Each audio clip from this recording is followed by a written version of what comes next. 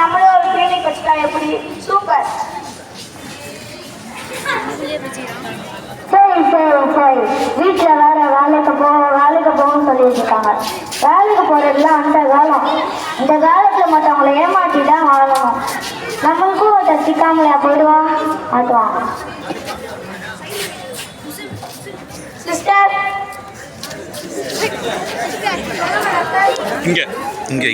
நம்ம கிளினிக் ஒரு போர்டு ஒன்று வைக்கணும். நம்ம கிட்ட வர நோயாளிகளுக்கு உடம்பு சரியாயிடுச்சுன்னா 500 ரூபா கொடுத்தா போதும். அப்படி சரியாகலன்னா நான் உங்களுக்கு 2000 ரூபா தரேன்.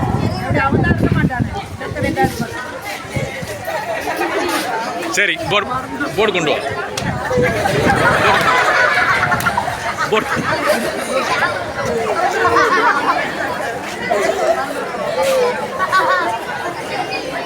டாக்டர் கிட்ட காமிச்சிட்டு சரியா இருக்கா டாக்டர்? ஓகே, வெளியே மாட்டிடுமா? இங்க காட்டு.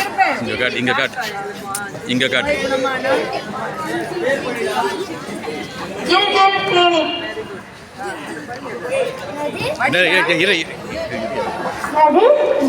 கிளினிக்கா? இன்னும் என்ன இருக்கு? நோய் குணமானால் ரூபாய் 500 ரூபாய் தரவும். நோய் குணமாகவில்லை என்றால் 2000 ரூபாய் தரப்படும். நல்லதா இருக்கு. அதை போட்ட வேண்டியும். டாக்டர் வாங்க வாங்க. என்ன பிரச்சனை உங்களுக்கு? டாக்டர், என்னன்னே தெரியல, எனக்கு 2 நாளா நாக்கில் டேஸ்டே வர மாட்டேங்குது. என்ன சாப்பிட்ற என்ன குடிக்கிறேன்னே தெரியல. நீங்க தான் எனக்கு ட்ரீட்மெண்ட் பண்ணணும். இதுக்கு அந்த மருந்து தான் கரெக்டாக இருக்கும். சிஸ்டர், அந்த 10ஆம் நம்பர் பாட்டில் இருக்க மருந்து எடுத்துட்டு வாங்க.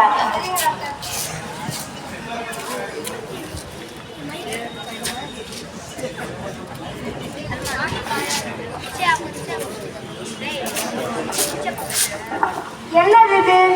இல்ல மண்டை இல்லையா? அப்படி ஏன் டாக்டர் கேட்கறாரு? சரி, எத்தனை போய் கொடுப்போம். அவர் வாயில 2 சொட்டு ஊட்டுமா?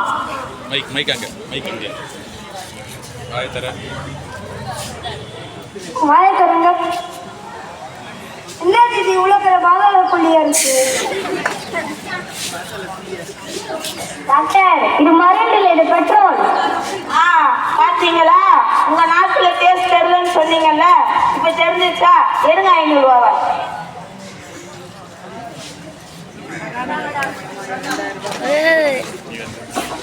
ஐயோ, நாம அவனே ஏமாட்டான்னு பார்த்தா அவன் நம்மளே ஏமாட்டிட்டு போயிட்டானே.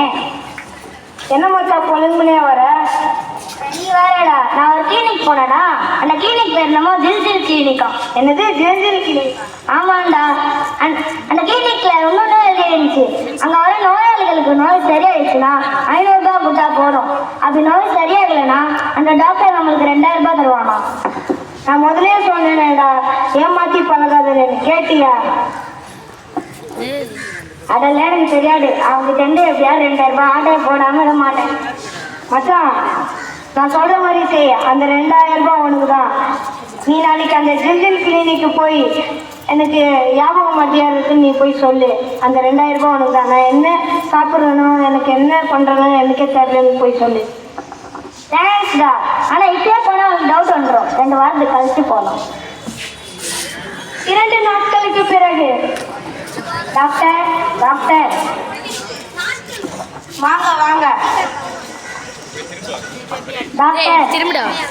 டாக்டர், என்னன்னா தெரியல, எனக்கு ஞாபகம் மருதியா இருக்கு. நீங்க தான் எனக்கு ட்ரீட்மெண்ட் பண்ணணும். காலையில என்ன சாப்பிட்டீங்க? இட்லி சாப்பிட்டேன். எத்தனை சாப்பிட்டீங்க? 10 சாப்பிட்டேன். 10ச்சா? சட்னி சாம்பார் காலி ஆயிடுச்சுன்னு வந்துருக்கேன். பார்த்தீங்களா? உங்களுக்கு ஞாபகம் மாதிரின்னு சொன்னீங்கல்ல, இப்போ நல்லா ஞாபகம் இருக்கா? எடுங்க 500 ரூபாவை.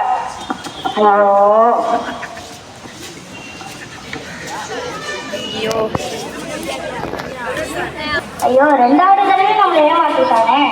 அவனை மறுபடியும் ஏமாத்தாம விடவே கூடாது. என்ன பண்ணலாம்? யோசனை வந்துருச்சு. ஆனா இது பேர் அவன்கிட்ட பண்ணா டவுட் வந்துடும். மறுபடியும் ஒரு வேலை அதுக்கப்புறம் போகணும்.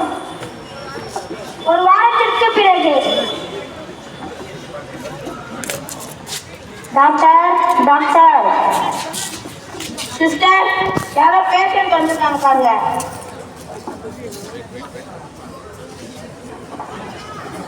யாரு?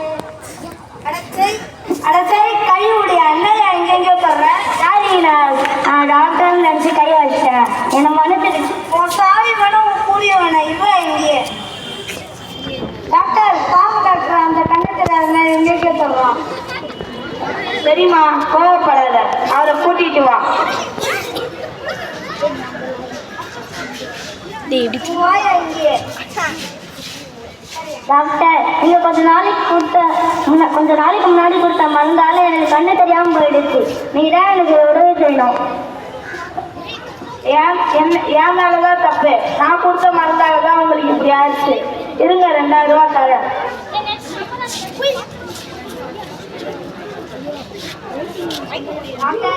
இது 2000 ரூபாய் இல்ல, இது 500 ரூபாய். பாத்தீங்களா, உங்களுக்கு கண்ணு தெரியலன்னு சொன்னீங்கல்ல, இப்ப தெரிஞ்சிருச்சா? எடுங்க 500 ரூபா. யோ, இது நான் கொடுத்த 500 ரூபா. ஏறியா 500 ரூபாவா? இதாங்க டாக்டர். இந்த மற்றவங்களை ஏமாற்றலான்னு பார்த்தா நாம தான் ஏமாறுவோம். அதனால என்ன எல்லாரும் மன்னிச்சிருங்க. இந்த மாதிரி ஏமாற்றி பழகலான்னு பார்த்தா நாம தான் ஏமாறுவோம். இனிமேல் எல்லாரும் உழைத்து சம்பாதிச்சு வாழுங்க. நன்றி.